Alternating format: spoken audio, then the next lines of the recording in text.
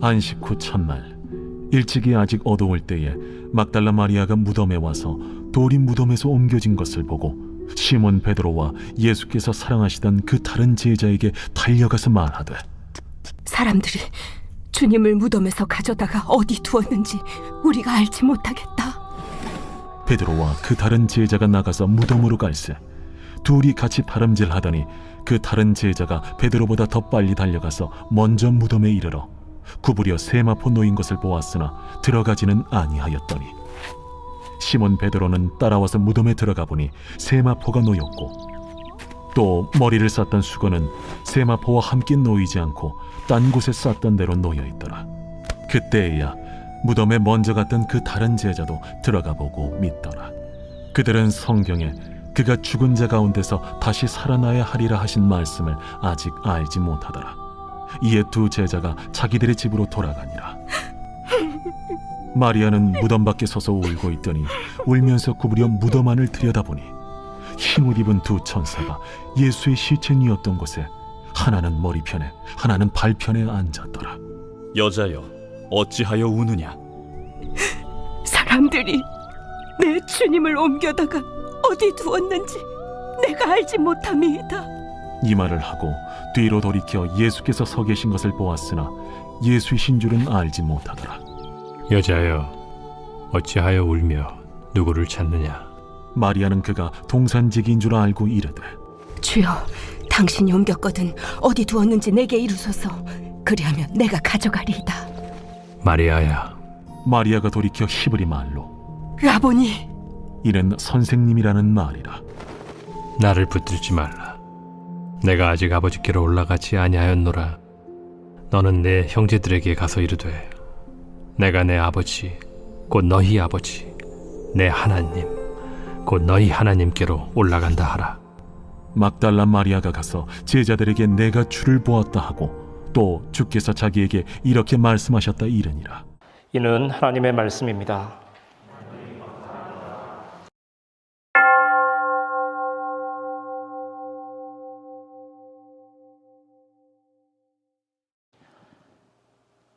여러분 혹시 살면서 중요한 것을 잃어버린 경험이 혹시 있으십니까?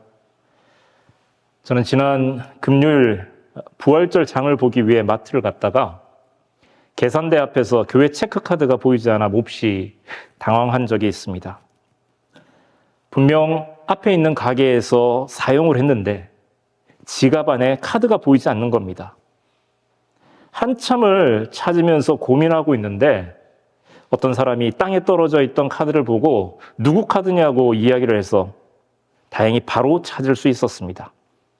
아주 짧은 순간이었지만 제 마음은 천국과 지옥을 몇 번이나 왔다 갔다 했습니다. 사실 카드는 잃어버리면 분실 신고하고 재발급받으면 됩니다. 잠시 불편을 겪겠지만 그것뿐입니다. 하지만 사람의 경우는 그렇지 않죠.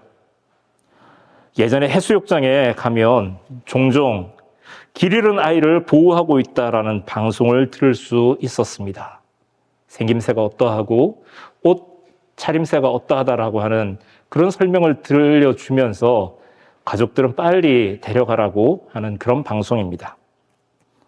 아이를 잃어버린 가족들의 심정은 어떨까요?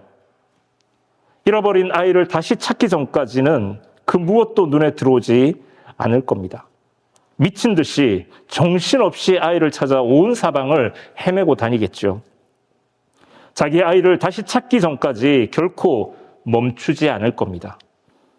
부모에게 자기 아이는 결코 포기할 수 없는 존재이기 때문입니다. 있어야 할 곳에 있지 않는 모든 것들은 그것이 당연히 제자리에 있을 것이라 생각했던 사람들을 당황하게 만듭니다. 이런 새벽, 아직 캄캄할 때 예수님이 묻힌 무덤을 찾아 나온 막달라 마리아에게 바로 이런 당황스러운 일이 일어났습니다. 당연히 있어야 할 예수님의 시신이 보이지 않았습니다. 무덤 문은 열려 있었고 무덤을 지키고 있어야 할 경비병들은 어디 있는지 보이지 않았습니다. 뭔가 큰일이 났다라고 하는 생각이 마리아의 머릿속을 온통 사로잡았습니다. 예수님이 안 보이십니다. 예수님을 잃어버렸습니다. 도대체 누가 예수님을 옮긴 것일까요? 누군가 예수님의 시신을 옮겼다라고 하는 생각에 마리아는 가만히 앉아 있을 수 없었습니다. 마리아는 달려갑니다. 제자들에게 달려가서 예수님의 시신이 사라졌다는 그 사실을 전합니다. 이 소식을 전해들은 제자들도 깜짝 놀라기는 마찬가지였습니다. 베드로와 또 다른 제자 한 사람이 무덤을 향해 급히 달려갑니다. 달리면서 이들이 무슨 생각을 했을까요? 아마 모든 가능성을 다 떠올려 보았을 겁니다. 혹시 바리새인과 서기관들이 다른 곳으로 몰래 예수님의 시신을 빼돌린 것은 아닐까? 도둑들이 값비싼 향품과 세마포 수의를 노리고 예수님의 시신을 훔쳐간 것은 아닐까? 아니면 슬픔을 이기지 못한 막달라 마리아가 엉뚱한 무덤을 찾아가서 잘못 본 것은 아닐까? 수많은 가능성들을 떠올리며 힘껏 달려봅니다. 그런데 단 하나, 예수님이 다시 살아나셨을 것이라는 그 가능성만큼은 이들이 떠올리지 못했습니다. 이들은 예수님의 무덤을 향해 부지런히 달려갑니다. 자신들의 두 눈으로 예수님의 무덤을 확인하기 위해 달려갔습니다. 그리고 자신들의 두 눈으로 막달라 마리아가 이야기한 그 사실을 확인합니다. 오늘날 우리들도 부지런히 움직이며 살아갑니다. 달려갑니다. 눈앞에 펼쳐진 인생의 문제에 대해 답을 찾느라 이리저리 달려봅니다. 그 자체가 잘못된 것은 아닙니다. 그러나 열심히 달린다고 우리의 근원적인 문제의 해답을 찾을 수 있을까요? 우리의 달리기는 언젠가는 멈출 수밖에 없습니다. 우리에게는 인생의 질문만 있을 뿐 그 진정한 해답은 없기 때문입니다. 눈앞에 주어진 당장의 소소한 문제들에 대한 답은 찾아낼 수 있을지 모릅니다. 하지만 인생의 궁극적인 질문, 근원적인 질문 앞에 우리는 멈추어 설 수밖에 없습니다. 우리 모두를 멈춰 세우는 그 근원적인 질문, 우리의 인생의 질문은 무엇일까요? 그 질문은 어떻게 하면 잘 살 수 있을까라고 하는 질문일 겁니다. 어떤 사람은 잘 사는 것의 기준을 행복이라고 생각합니다. 또 어떤 사람은 부자로 사는 것이 인생의 목표라고 생각합니다. 그런데 정말 즐겁고 행복하게 사는 것이 또는 부자로 사는 것이 잘 사는 것의 해답일까요? 우리 인생의 궁극적인 목적일까요?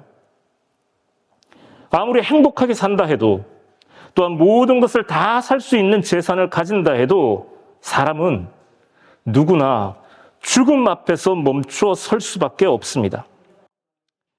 모든 사람의 한결같은 결론은 언제나 죽음으로 끝이 납니다.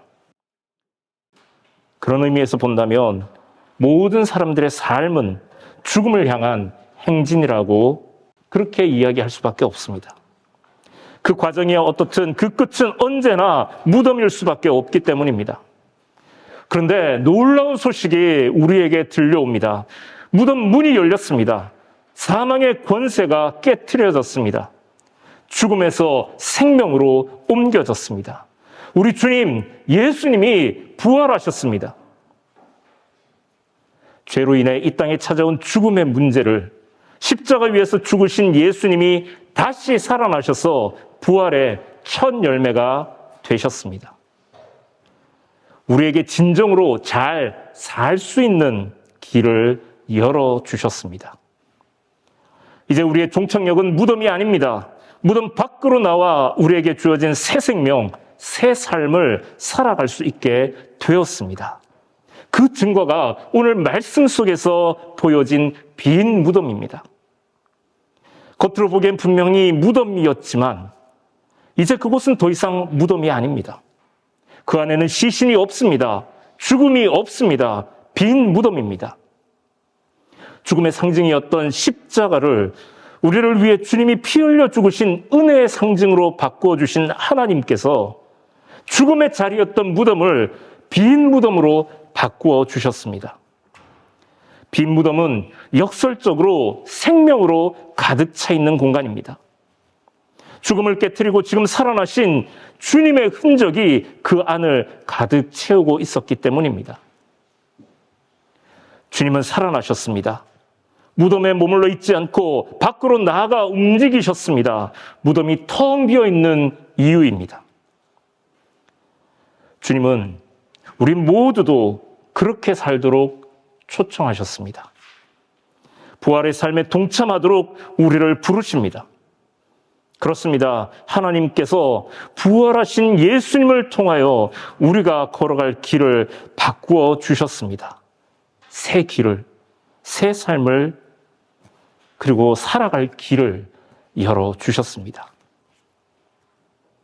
다시 말씀을 한번 돌아가 볼까요? 부지런히 무덤으로 달려간 제자들은 무덤 안에 남겨진 예수님의 흔적만을 찾아볼 수 있었습니다.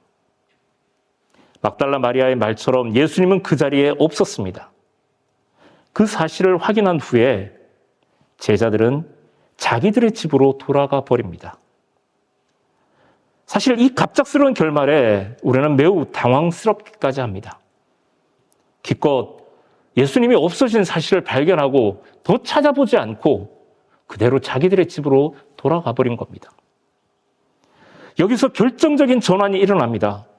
부활의 첫 증인이 베드로나 다른 제자가 될 수 있었는데 그들이 아닌 막달라 마리아로 바뀌어집니다. 막달라 마리아의 믿음이 더 좋았기 때문일까요? 그렇지 않습니다. 제자들처럼 막달라 마리아도 예수님이 부활하실 것이라는 말씀을 기억하지 못했습니다. 다시 살아나 무덤 밖으로 나오셨을 것이라는 것은 꿈에도 생각하지 못했습니다. 그들의 믿음은 50보 100보 거기서 거기였습니다. 차이가 있다면 누군가는 쉽게 포기하고 자기의 집으로 돌아간 반면 막달라 마리아는 끝까지 무덤가에 머물러 예수님을 찾았다는 정도입니다. 십자가에서부터 부활에 이르기까지 막달라 마리아는 처음부터 끝까지 그 사건을 가장 가까이에서 목격하고 증언합니다. 당시 유대 사회는 가부장 사회였습니다. 여인의 말은 믿을 수 없는 말로 가볍게 취급되곤 했습니다. 여인을 목격자나 증인으로 진지하게 받아들이지 않았습니다. 그렇기 때문에 부활의 첫 목격자요 증인으로 12제자가 아닌 막달라 마리아가 채택된 것은 정말 놀라운 사건입니다. 십자가와 부활 사건이 등장하는 사복음서 모든 기록에 막달라 마리아의 이름이 빠짐없이 기록되어 있습니다. 가장 가까이에서 목격한 사람으로 막달라 마리아를 언급하고 있습니다. 초대교회 모든 사람들이 막달라 마리아의 증언을 받아들였다는 증거입니다. 증인이라면 무엇보다 신뢰성이 가장 우선되어야 합니다. 저 사람 말을 믿을 수 있을 만큼 그 사람에 대한 신뢰가 있어야 합니다. 그런 의미에서 볼 때 막달라 마리아는 어쩌면 적합한 인물이 아닐지 모릅니다. 7 귀신 들렸던 전적이 있었고 무엇보다 남자가 아닌 여자라고 하는 점에서 겉으로 보기엔 증인으로 그다지 신뢰가 가지 않았기 때문입니다. 하지만 부활은 이 세상의 시각이 아닌 하나님의 시각에서 모든 것을 새롭게 바꾸는 사건입니다. 사람들이 바라본 겉모습과는 상관없이 누구든 증인이 될 수 있습니다. 그 일은 사람이 아닌 하나님이 행하시는 일이기 때문입니다. 막달라 마리아는 자신의 믿음이나 자신의 살아온 과거의 행적과는 무관하게 증인으로 선택되었습니다. 그것은 우리도 마찬가지입니다. 막달라 마리아가 부활의 증인이 되고 싶다고 스스로가 간절히 원했기 때문에 부활의 첫 증인이 된 것이 아닙니다. 무덤에 머물러 있던 마리아를, 슬픔에 잠긴 마리아를 예수님이 찾아오셨습니다. 부활하신 주님이 그 앞에 나타나셨습니다. 마리아는 부활하신 예수님을 보고도 처음에는 알아보지 못합니다. 동산을 지키는 동산지기인 줄만 알았습니다. 너무 슬퍼서 눈물을 많이 흘렸기 때문에 눈앞이 흐려졌기 때문일까요? 아니면 부활하신 예수님의 모습이 전혀 다르게 변했기 때문일까요? 어쩌면 죽으신 분이 다시 사셔서 눈앞에 나타나리라고는 꿈에도 생각하지 못했기 때문에 몰라본 것일 수도 있습니다. 중요한 것은 왜 몰라봤냐라고 하는 것이 아니라 다시 사신 예수님이 마리아를 찾아오셨고 그녀의 이름을 불러주셨다는 사실입니다. 눈으로는 알아보지 못했던 예수님을 마리아야 라고 부르는 그 음성을 듣고 나서야 마리아가 뒤늦게 이분이 예수님이라는 사실을 알아차립니다. 이 장면은 우리의 신앙에 대해 많은 의미를 함축하고 있습니다. 우리가 눈으로 보는 것은 많은 한계가 있습니다. 당장 우리는 하나님을 그리고 예수님을 우리 눈으로 볼 수 없습니다. 그렇다면 우리는 어떻게 하나님을 믿을 수 있습니까? 보이지 않는 것을, 볼 수 없는 것을 우리는 어떻게 믿을 수 있습니까? 사도 바울은 로마교회 교인들에게 이렇게 편지를 보냅니다.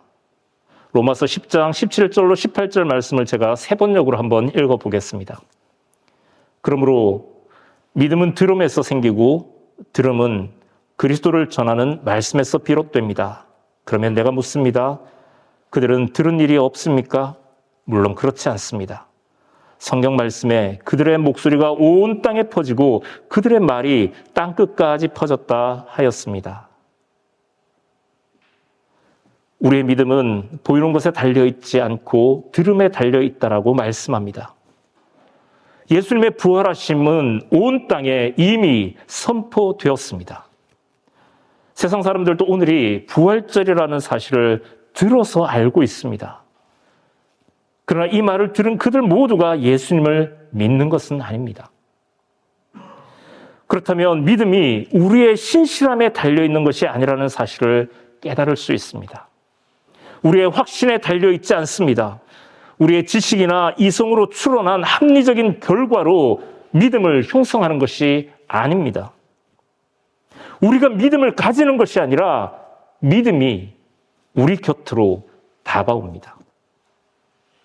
하나님은 미리 택하신 자들로 부활하신 주님을 믿게 하십니다. 오늘 아침 선포되어지는 이 부활의 기쁜 소식이 우리 모두의 귀에, 우리의 마음에 들려지기를 원합니다. 말씀이 우리 곁으로 다가와 우리를 불러주시길 소망합니다. 부활하신 주님을 만난 마리아의 기쁨은 그 무엇과도 비교할 수 없었습니다. 그러나 마냥 그 자리에 머물러 기뻐하고 있을 수만은 없었습니다. 주님께서 마리아에게 새로운 사명을 주셨기 때문입니다. 그 사명을 따라 막달라 마리아는 다시금 제자들에게로 나아갑니다. 첫 번째 나아갔을 때는 예수님이 사라졌다라고 하는 사실을 전했다며 이제 두 번째 나아갈 때 부활하신 주님을 내가 보았다라고 전합니다. 자기에게로 다가오신 살아계신 주님을 증거합니다. 그리고 예수님이 자기에게 전한 말씀을 제자들에게 다시 옮겨 전합니다. 이것은 오늘날 우리의 사명이기도 합니다. 우리는 부활절이 되면 부활절 달걀을 받습니다. 여러분도 지난 주간 부활절 달걀을 다 받으셨죠? 그리고 오늘도 나가기 전에 부활절 달걀을 받으실 겁니다. 무덤이 열리고 죽음이 깨트려진 것을 상징하는 의미에서 달걀을 선물하곤 합니다. 그런데 사실 이것은 부활을 믿는 사람들에게는 큰 의미가 없습니다. 부활하신 주님을 만나고 부활 사건에 동참한 자기 자신이 가장 큰 부활의 증거가 되기 때문입니다. 그럼에도 불구하고 오늘날 교회에서 부활절 달걀을 나누는 것은 이것을 들고 내가 먹는 것이 아니라 이것을 들고 사람들에게 나아가 부활을 증거하라고 하는 의미가 있습니다. 지금이야 달걀이 흔하디 흔한 식재료가 되었지만 불과 몇십 년 전만 하더라도 특별한 날에만 먹을 수 있는 아주 값비싸고 귀한 음식이었습니다. 그 귀한 것을 이웃과 나누며 아직 믿지 않는 사람들에게 부활을 증거하라고 하는 의미가 부활절 달걀에 담겨 있습니다. 오늘 우리들에게도 주님의 사명이 주어졌습니다. 주님의 말씀을 듣고 부활의 기쁜 소식을 들고 사람들 곁으로 나아가 부활하신 주님을 전해야 합니다. 밖에 오면서 보니까 완연한 봄입니다. 봄은 파종의 시기이기도 하죠. 부활절은 말씀의 씨를 뿌리는 파종의 절기입니다. 생명을 심는 절기입니다. 아직은 미약할지 모르나 언젠가는 온 세상을 뒤덮을 아름다운 꽃으로 큰 나무로 성장할 모든 사람들에게 소망의 씨앗, 생명의 씨앗을 전하는 절기입니다. 이 설레는 봄날, 부활의 소망을 그리고 생명을 저들에게 심는 우리가 되었으면 좋겠습니다. 사뿐사뿐 우리에게 다가오신 주님을 기쁨으로 만나는 계절이 되었으면 좋겠습니다. 오늘 우리 안에도 그 생명의 씨앗이 심겼습니다. 쉽게 눈에 보이지 않을지 모릅니다. 겉보기엔 어디에 심겨졌는지 몰라 애를 태울지도 모릅니다. 그러나 우리 곁에 주님이 함께 하십니다. 부활하신 주님이 지금도 우리 곁에서 우리와 함께 살아 움직이십니다. 설레는 봄날, 그가 내 곁으로 오셨습니다. 예수 다시 사셨습니다. 기도합니다. 오늘 우리 곁에 다가오신 부활의 주님, 우리 주위를 둘러싼 차가운 현실을 딛고 주님의 부활의 소식이 전해주는 봄날 같은 따뜻한 생명의 기운을 덧입고 살아가게 하여 주옵소서. 이 귀한 메시지가 우리 귓전을 맴돌다 사라지는 것으로 끝나지 않고 온 세상에 널리 전하여져서 온 세상이 주님 주시는 생생한 생명으로 가득 차 넘치게 하여 주옵소서. 봄의 소식, 복음의 소식을 전하는 이 아름다운 일에 우리를 사용하여 주옵소서. 예수님의 이름으로 기도드리옵나이다. 아멘.